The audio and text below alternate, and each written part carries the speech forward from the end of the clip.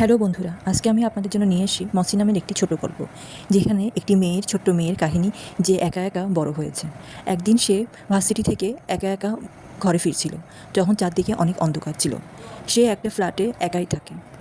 হঠাৎ তার ঘরে দরজা বন্ধ করতে গিয়ে একটি অন্ধকার জিনিস সে অনুভব করে তার আশেপাশে কেউ আছে।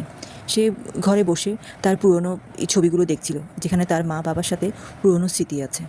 আজকে তার জন্মদিন, তাই সে কেক বের করে কেকটি কাটতেই যাবে, এমন সময় কেউ বেল দিলে দরজা খুলতে গেল।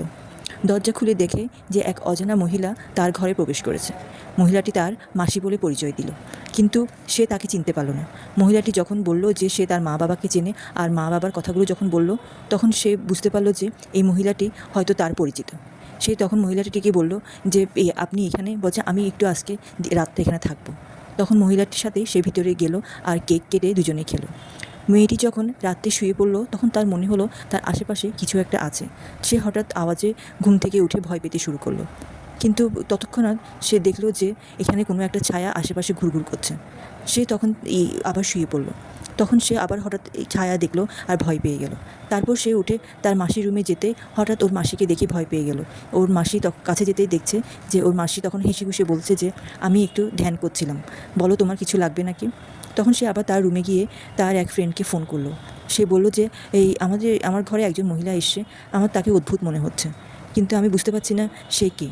তখন তার বান্ধবী বলল, যাকে তাকে ওরকম না জেনে ঘরে ঢোকানো ঠিক না।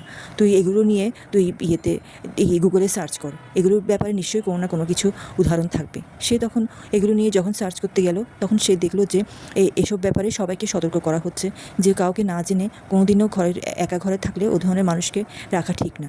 যে কোনো সময় যে কোনো বিপদ হতে পারে। ওই লোকটি বলল যে এরকম যদি তোমাদের মনে হয়, তাহলে চারদিকে জানলা দরজা বন্ধ করে ঘরের একপাশে চুপ হয়ে বসে থাকো।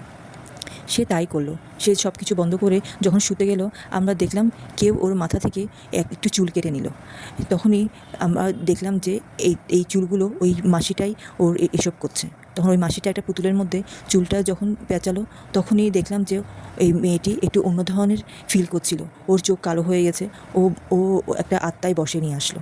তখনই আমরা দেখলাম যে মেয়েটি ড্রয়ার থেকে ছুরি নিয়ে তার গলা কেটে ফেললো, আর তখনই সঙ্গে সঙ্গে মেয়েটি মারা গেল। আর মারা যাওয়ার পর আমরা বুঝতে পারি যে ওই মসি নামের ওই অচেনা মহিলাটি এই সব কিছু করেছে। সে মারা গিয়ে তার আত্মাটি ওই মহিলাটি নিয়ে গিয়েছে। এভাবেই এই গল্পটি শেষ হয়ে গেল। আর এতে আমরা বুঝলাম যে একজন মানুষ একা থাকলে কত অসহায় আর অন্ধকারের দিকে চলে যেতে পারে। তো এই গল্পটি এখানেই শেষ।